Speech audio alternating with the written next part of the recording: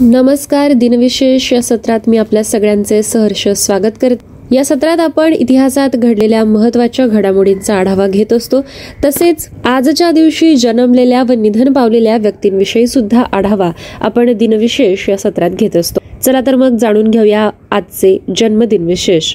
7 September 1967 रोजी भारतीय English accountant आणि राजकारणी आलोक शर्मा यांचा आज जन्म झाला होता. आजच्याच दिवशी 1948 मध्ये संयुक्त अरब अमिरातीचे अर्थात UAE दुसरे अध्यक्ष अबुधाबीचे शासक शेख खलिफा बिन जायद बिन सुलतान अल नाहयान यांचा जन्म झाला होता.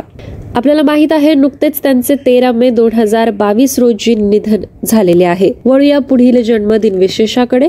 लेखक आणि संपादक चंद्रकांत खोत यांचा आजच्या दिवशी 1940 मध्ये जन्म झाला होता.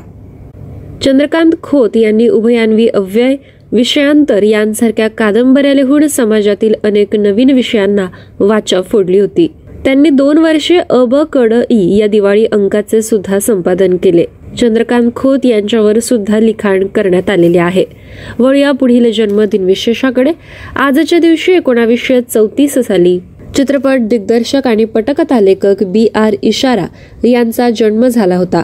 त्यांचा मृत्यू 25 जुलै 2012 रोजी झाला.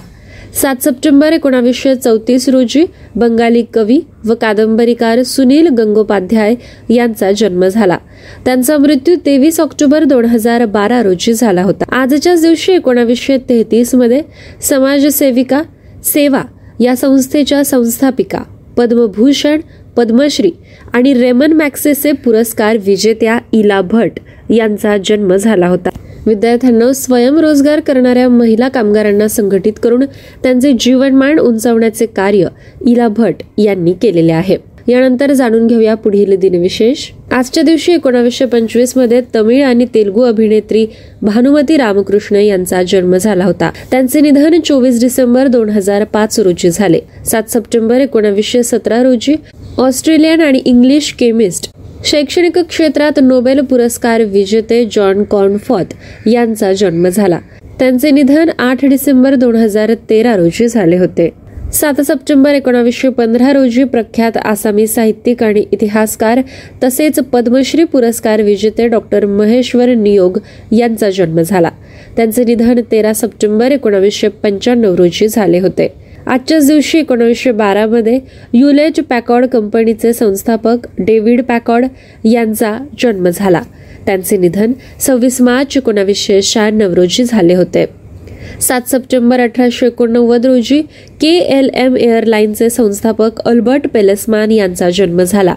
त्यांचे निधन 31 डिसेंबर 1953 रोजी झाले होते. 7 सप्टेंबर 1887 रोजी भारतीय संस्कृत विद्वान, पद्मविभूषण तसेच साहित्य अकादमी पुरस्कार विजेते गोपीनाथ कविराज यांचा जन्म झाला. त्यांचा मृत्यू 12 जून 1976 रोजी झाला होता.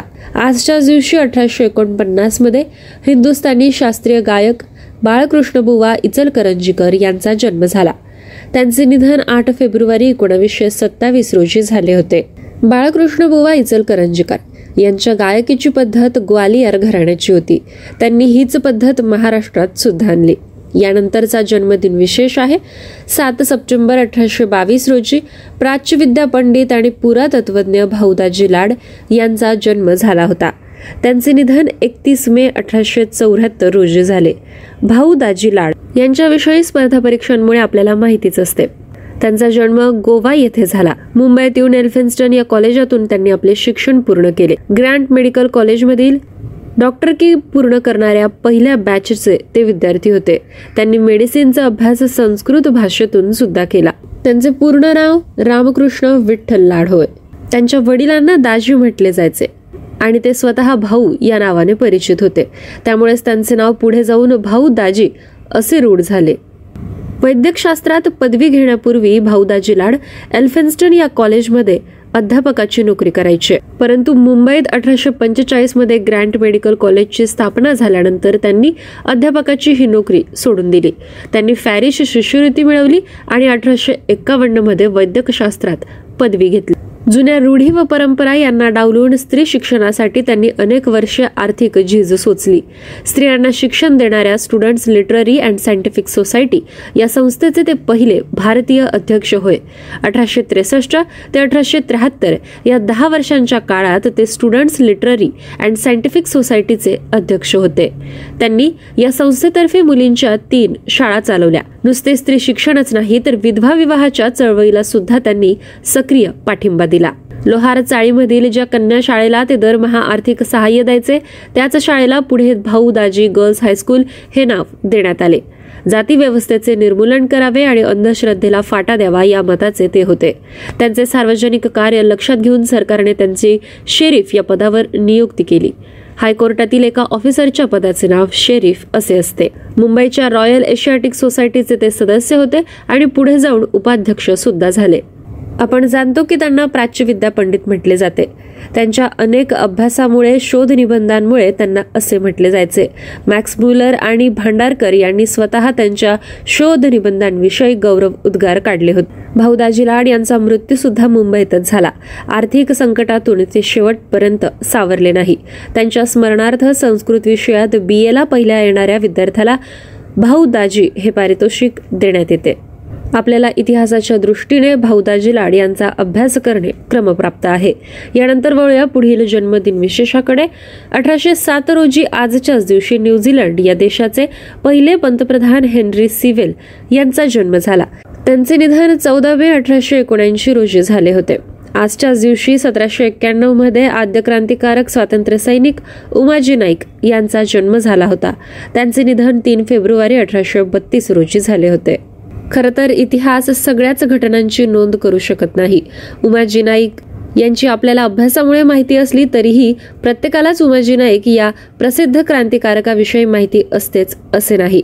रामोशांच्या उठावात उमाजी नाईक यांचे नेतृत्व अत्यंत महत्वाचे होते.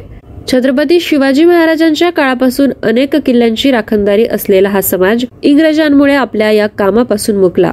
एवढेच नव्हे तर रामोशींनी या प्रकाराला विरोध केल्याने संतापलेल्या पेशव्यांनी रामोशी लोकांचे हक्क, वतने आणि जमिनी सुद्धा जप्त केल्या.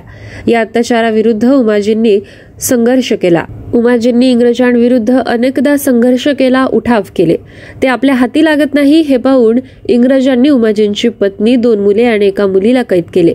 तेव्हा उमाजी इंग्रजांना शरण गेले.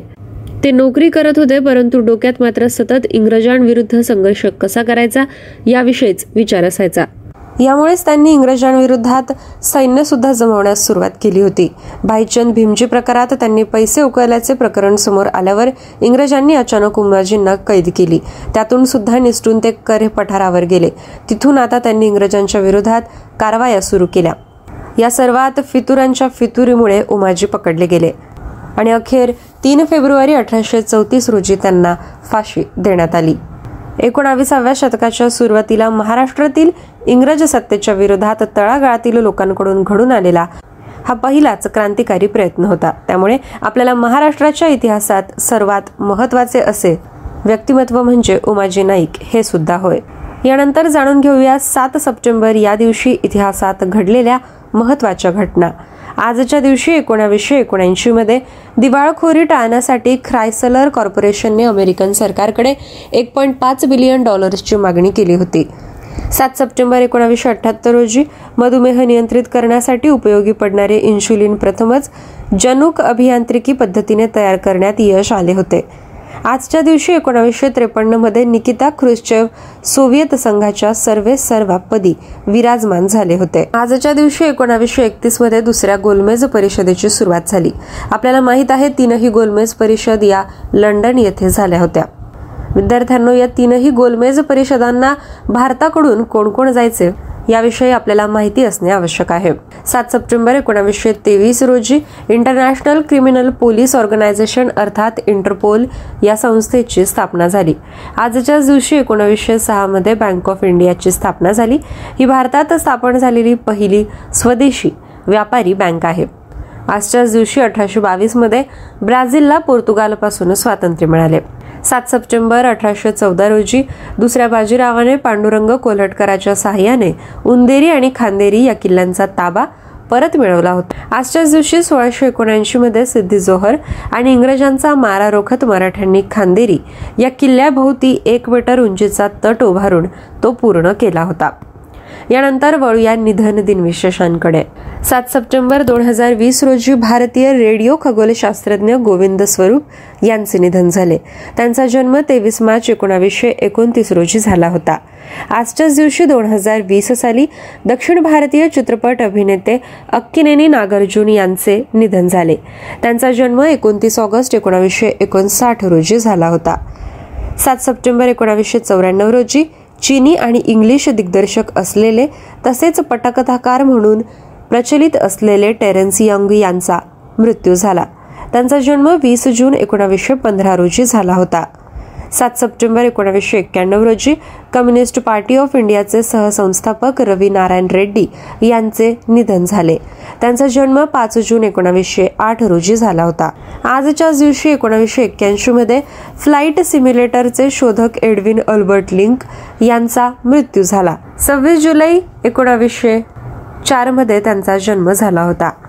आजच्याच दिवशी 1979 मध्ये कसोटी क्रिकेट संघाचे पहिले यष्टिरक्षक म्हणून ओळखले गेलेले जे.जी. नवले यांचा मृत्यू झाला।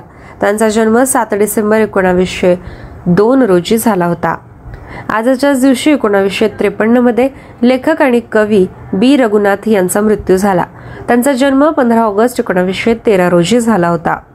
विद्यार्थ्यांनो, बी. रघुनाथ म्हणजेच भगवान रघुनाथ कुलकर्णी होय। पुढील निधन दिन विशेष आहे। थायलंडचा राजा योधफा चुलालोके याचा आजच्या दिवशी 1809 मध्ये मृत्यू झाला होता। शेवटचे निधन दिन विशेष आहे। आजच्या दिवशी 1601 मध्ये विल्यम शेक्सपियरचे वडील जॉन शेक्सपियर यांचे निधन झाले होते। विद्यार्थ्यांनो, आज अशा पद्धतीने आपण दिनविशेष या सत्राचा आढावा घेतलेला आहे। यासोबतच मी तेजल आपल्या सगळ्यांची रजा घेते। पुन्हा भेटूया पुढील सत्रात। धन्यवाद।